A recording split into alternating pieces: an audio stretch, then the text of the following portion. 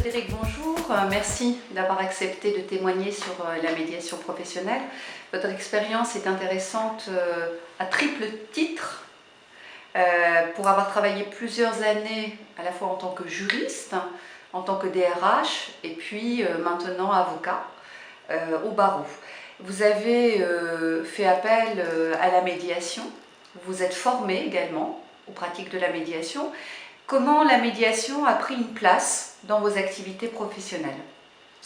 Bonjour, je me suis rendu compte en fait que la médiation était une technique intéressante pour rapprocher des parties et éviter effectivement du contentieux dans la mesure du possible, puisque la médiation repose essentiellement sur des techniques qui sont mises en œuvre et qui permettent l'écoute et le rapprochement de chacune des parties.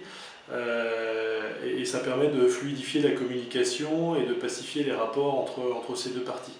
Alors aujourd'hui, je le vois d'un point de vue tiers, puisque je suis effectivement dans cette profession d'avocat, mais auparavant, dans mon job de DRH en particulier, elle m'a souvent été utile parce que ça permettait de déballonner des situations un peu compliquées et qui allaient droit au conflit.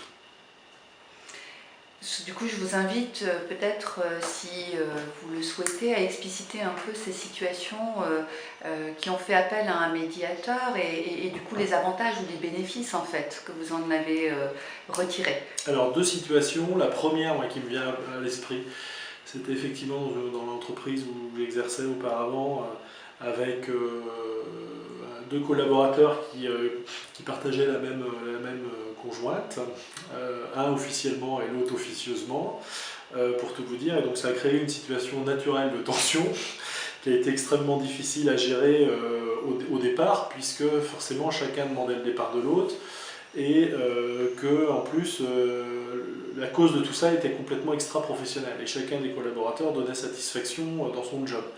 Donc là, avec le dirigeant, la question était de savoir comment devions-nous trancher et quelle était la décision la plus juste. Et en fait, dans ces cas-là, il n'y a pas de décision juste, puisque nécessairement, chacune va avoir des conséquences dommageables, à la fois pour l'entreprise, ça c'est clair, et puis aussi pour le salarié qui, à un moment donné, va se trouver victime, entre guillemets, de la prise de décision du dirigeant. Et puis, il n'y a aucune raison que l'autre, finalement, ait gain de cause par-dessus. Donc l'idée, ça a été de mettre en place une médiation. Il y a une médiatrice qui est intervenue dans ce cadre-là. Je pense que ça a dû être assez croustillant, mais sulfureux, mais les choses se sont bien résolues. Je sais qu'il y a eu une convention qui a été signée entre les deux protagonistes, et après les relations de travail se sont bien déroulées. Très clairement, quand je les interrogeais, ils étaient tout à fait disposés à travailler entre eux, ils ne parlaient que travail, mais ils avaient pris des engagements réciproques qui les liaient en fait. Et donc dès qu'il y en avait un qui devait sortir du cadre ou de la convention qui était posée, l'autre s'empressait bien évidemment de lui rappeler qu'il avait pris des engagements. Donc, et après les relations sont plutôt fluidifiées. Bon, je pense qu'ils n'ont pas refait de barbecue ensemble l'autre comme auparavant. Et puis ça, je pense, et je crois me souvenir que ça a dû permettre aussi la rupture définitive. Enfin voilà, il y a des choses qui se sont réglées à la fois sur le plan professionnel et le plan personnel. Mais sur le plan professionnel, l'entreprise n'a pas eu à pâtir de cette situation-là. Et la deuxième situation, c'est à l'époque où le dirigeant est décédé. Et là, effectivement, l'entreprise s'est retrouvée dans une situation où il fallait redéfinir la place du nouveau dirigeant, qui était à l'époque le numéro 2 et qui devenait numéro 1. Et il y avait un projet d'entreprise à bâtir, et on s'était retrouvé en fait en réunion avec les représentants du personnel, et les rôles n'étaient plus ceux qu'ils étaient auparavant, puisqu'il manquait une personne autour de la table. On était 3 et là on se retrouvait à 2. Et donc forcément, il manquait le méchant que jouait le dirigeant auparavant. Et donc il a fallu qu'on ait recours à un médiateur, en l'occurrence Jean-Louis Lascaux, pour se repositionner. Et puis Jean-Louis a accompagné le nouveau dirigeant aussi pour redéfinir le projet d'entreprise, les valeurs qu'il souhaitait mettre en avant, etc. L'avantage, c'est d'aller chercher en fait la matière, parce qu'on hésite parfois, ou même souvent, à verbaliser les choses, à exprimer les choses telles qu'on le voudrait. Et là, il est allé chercher au plus profond du dirigeant les valeurs qui pouvaient être les siennes. Enfin, moi, je voyais, mais c'est sûr que les mettre après sur un projet d'entreprise, c'est plus compliqué. Donc ça s'était vraiment bien passé. Et finalement, après avoir rencontré Jean-Louis, on avait retrouvé nos places. Donc voilà, moi j'avais la place du méchant, voilà, et puis le dirigeant avait la place du gentil, du conciliant, celui qui arrange tout et qui remet un peu la balle au centre, et puis ça permettait la signature effectivement d'accord d'entreprise, là où on avait une situation de blocage. Ça avait permis également aux dirigeants de verbaliser ça devant les représentants du personnel, ce qui avait été extrêmement important. Et effectivement, ils avaient reconnu que voilà, c'était pas cette, ils étaient aussi eux-mêmes un peu perdus. Donc c'est vraiment cette verbalisation permanente qui est extrêmement importante dans la médiation et ce qui ressort de la médiation, c'est de verbaliser les choses. Et puis je suis convaincu que maintenant, quand on verbalise une situation difficile, ça résout 95% des difficultés. Je vous remercie, vous mettez en évidence en tout cas les dimensions de la communication et de la qualité relationnelle finalement que permet cette médiation. Selon vous, Frédéric, quelles sont les qualités d'un médiateur? Les qualités d'un médiateur, alors ça doit être un tiers de confiance, donc qui doit mettre en confiance, qui doit inspirer la confiance, qui doit éviter des partis pris, qui doit effectivement éviter des partis pris, mais qui doit être un vrai professionnel. C'est-à-dire, là, on n'est pas dans l'amateurisme, parce que très clairement, il y a un enjeu pour chacune des parties. Alors, il y a un enjeu financier, parce qu'un médiateur, ça coûte de l'argent. Voilà, donc il faut probablement comme toutes les autres parties prenantes. Comme toutes les autres parties prenantes, mais c'est un vrai investissement de la part de l'entreprise. Et puis, ça coûte de l'argent aussi, parce qu'il y a du temps à passer pour faciliter la médiation. Et puis très clairement c'est aussi parce que derrière il y a des enjeux humains et que l'idée c'est quand même de solutionner la difficulté. Cette difficulté de toute façon elle coûtera toujours plus cher qu'un médiateur, ça c'est clair, parce qu'on voit bien que les conséquences elles sont souvent humaines mais elles sont derrière financières avec des impacts pour les organisations ou même la vie des personnes. Et donc il y a cet enjeu là aussi humain qui est extrêmement important, parce que si le médiateur se viande ou se plante, ça va pas faciliter les choses, au contraire le conflit risque d'être encore plus dur que ce qu'il était auparavant. Donc il y a un enjeu extrêmement important. Donc c'est vraiment tiers de confiance, à l'écoute, et professionnel et avec les oreilles grandes ouvertes. Je crois que il y a deux outils chez le médiateur, c'est l'oreille l'ouïe et puis la parole. La parole n'est pas un sens à proprement parler, mais la parole est extrêmement importante. Finalement, dans ces deux expériences, vous évoquez le coût du médiateur. Est-ce qu'on pourrait parler aussi de retour sur investissement de ces médiations? Très clairement, le coût, oui, le coût, bon, c'est toujours très transparent en même temps, puisqu'il y a un devis qui est fait avec un nombre d'heures, etc. Donc il n'y a pas de surprise, c'est pas pire qu'un avocat. Et donc très clairement, il y a eu des retours, parce que si je me replace dans la situation où on avait les deux collaborateurs, un était commercial, ça voulait dire ou un était directeur du site, ça impliquait forcément le départ d'une tête, d'un cadre qui avait des responsabilités, donc derrière ça impliquait le recrutement, la formation, forcément éventuellement se planter sur le recrutement, enfin voilà. Donc non, dans le retour sur investissement, il n'y a aucun problème. Le gain est très, très rapidement palpable. Merci Frédéric. Vous pourriez me dire aujourd'hui, en vos qualités d'avocat, la différence en fait que vous faites entre les modes amiables de résolution de conflits, les litiges, et quels sont les outils aussi qui existent aujourd'hui pour résoudre ces litiges de façon amiable? Alors en fait, dans la résolution de conflits, on sent bien que l'institution elle met en place de plus en plus de solutions, et ces solutions sont occupées la plupart du temps par des gens qui ne sont pas professionnels, qui souvent sont dans une fin de carrière ou dans une nouvelle carrière, et qui manquent d'un certain professionnalisme. Alors pas professionnalisme parce qu'ils ont bien la connaissance des règles et du droit, sauf que à mon sens le médiateur a ça de plus qui ne doit pas être enfermé dans le droit et dans la règle, parce que sinon c'est plus le médiateur qui a la main, c'est la règle. Donc très clairement on va se référer en permanence à la règle, et puis dans ce cas-là autant aller au litige directement, et puis on s'affronte et on s'oppose les règles, et puis c'est tout. La médiation c'est avant tout des concessions réciproques.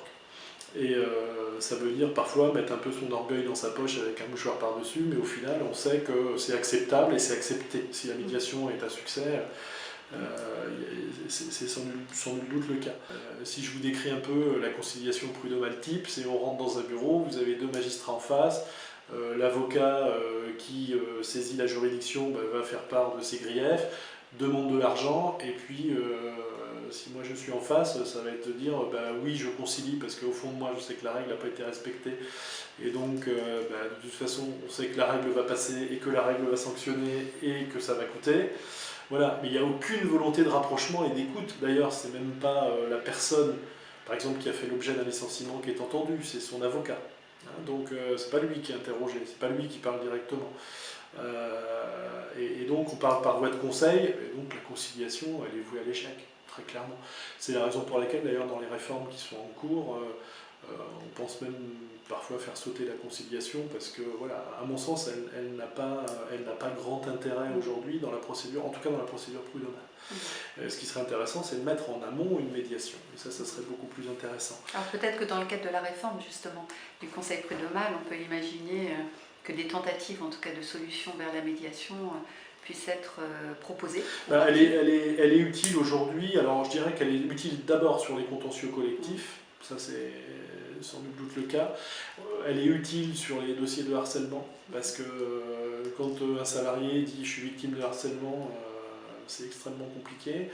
Et pas plus tard qu'hier, j'ai vu une salariée qui, elle, a été licenciée pour avoir causé du harcèlement, mais elle n'a pas du tout ce ressenti-là, et je pense que voilà, il n'y a pas eu de médiation. Elle s'est retrouvée au banc des accusés, elle n'a pas eu voix au chapitre, on n'a rien expliqué, etc. Et en fait, finalement, alors je ne sais pas moi dans cette histoire où est la vérité, parce que le propre de l'avocat c'est d'écouter la vérité de son client, et d'adhérer à la vérité de son client. Donc je ne sais pas où est la vérité, mais il me semble qu'il y a quelque chose qui n'a pas été fait. Et là-dessus, il y a un truc qui n'a pas été bien appréhendé et capté par l'entreprise qui l'employait, et qui va créer un conflit, parce qu'il y a mauvaise compréhension. Donc nécessairement, c'est je ne comprends pas pourquoi, donc je m'interroge, donc j'interroge, donc je n'ai pas de réponse, donc ça monte, et puis à la fin, ça finit en contentieux. Alors que peut-être il y a des choses qui pourraient être verbalisées, etc. Voilà. Alors ça ne veut pas dire qu'elle en est responsable, je ne sais pas du tout quelle est la situation, parce qu'il y a tellement parfois dans les entreprises de facteurs qui rentrent en jeu, etc. C'est un peu compliqué. Voilà, donc à mon sens, la médiation sur le plan collectif elle est importante. Sur le plan individuel, elle devrait se développer. On sent bien de toute façon la tendance aujourd'hui, à la fois des directives européennes et puis des décrets là, qui ont été récemment publiés, c'est de faire de la médiation un mode alternatif de résolution des conflits, tout simplement aussi, c'est purement pratique, parce que les juridictions sont complètement engorgées. Donc, je pense qu'à partir du moment où on va obliger les parties à avoir recours à cette méthode-là, ça sera très bien. Sauf qu'il ne faut pas qu'on tombe dans un travers qui est un recours institutionnel. Et si on tombe dans une profession qui est là institutionnelle et qui va tomber encore dans ce type de carcan, ça sera fini, parce qu'on parlait tout à l'heure de qualité du médiateur. La première de ces qualités, c'est l'indépendance. Donc si vous tombez dans un espèce d'ordre qui régit tout, qui définit tout, qui prévoit tout, ça ne va pas le faire, ça ne le fera pas. Donc, et c'est un peu la problématique qu'on a aujourd'hui, c'est-à-dire qu'au travers des conciliateurs de justice, etc., c'est l'institution qui s'exprime. Donc l'institution avec tout ce qu'elle inspire, la crainte, etc., d'être jugé, voilà, et donc vous avez déjà un rapport de force. Le conciliateur, il y a une espèce de rapport de force qui se met en place à ce moment-là, un déséquilibre qui n'existe pas dans la vraie médiation. Dans la vraie médiation, pour moi, le médiateur n'est pas là pour instaurer un rapport de force. Il n'est pas là, même s'il est payé par l'une des parties, il n'est pas là pour dire c'est lui qui a raison ou c'est vous qui avez tort, etc. Et quand je dis indépendance, c'est que normalement le médiateur, la règle, allez, il s'assoit dessus. Il n'est pas là pour faire l'application.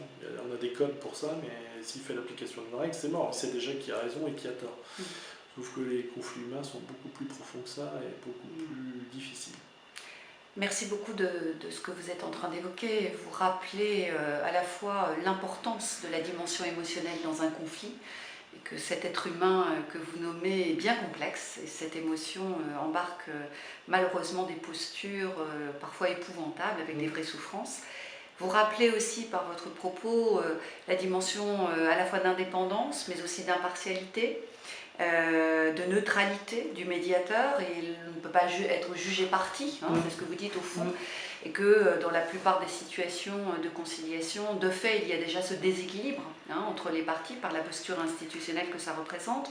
Comment vous voyez, Frédéric, en tout cas s'inscrire non pas de la compétition, mais plutôt de la concurrence entre la médiation et, par exemple, votre métier d'avocat? Alors, je pense que la profession d'avocat doit s'ouvrir à la médiation, c'est indispensable. Et ne serait-ce que par les techniques qu'elle suppose, qui sont extrêmement intéressantes et qui permettent... Techniques relationnelles. Les techniques relationnelles, les techniques de reformulation, de communication, voilà, et de communication qui sont extrêmement importantes. Alors, le danger dans notre profession, c'est qu'il ne faut surtout pas qu'on s'empare du... Faut pas qu'on fasse... C'est souvent ce qui peut poser problème. Il ne faut pas qu'on fasse nôtre le conflit de nos clients. Donc on doit toujours rester à distance de ce conflit-là et s'en préserver. C'est-à-dire qu'on défend les intérêts, mais parfois, défendre les intérêts, c'est être aussi capable de dire que la situation, elle serait mieux si elle était résolue de manière amiable. Et donc, très clairement là-dessus, je pense qu'on a effectivement... il ne faut pas qu'on regarde aujourd'hui la médiation comme des concurrents en disant ils vont manger dans notre gamelle. Il faut qu'on s'en inspire, il y a une vraie complémentarité, parce qu'au final, toute médiation n'aboutira pas forcément à un accord. Il ne faut pas non plus dire... on n'est pas dans le monde de Peter Pan, tout va pas... Voilà, et même dans le monde de Peter Pan, il y a des conflits. Donc, et ces conflits, on ne peut pas toujours les résoudre par la médiation. Donc on aura toujours besoin d'un avocat de toute façon, parce que au-delà de l'accord, il y a une technicité après, il y a des règles. Donc malgré tout... Et vous avez dit le médiateur en fait se fiche des règles, voilà, c'est pas son propos. il se fiche des règles, le but c'est de pacifier la relation et de permettre une communication. Et à ce moment-là, à partir du moment où il y a une communication qui se rétablit, l'écoute de la règle notamment peut revenir, et puis on est dans des choses qui sont plus pacifiées, et dès lors, effectivement, la règle peut reprendre sa place. Mais se jeter la règle à la figure en disant mais non c'est moi qui ai raison et c'est moi qui ai les plus gros muscles, ça va servir à rien. Donc il y a une vraie complémentarité. Ouais, je dirais que le médiateur est un peu le débroussailleur.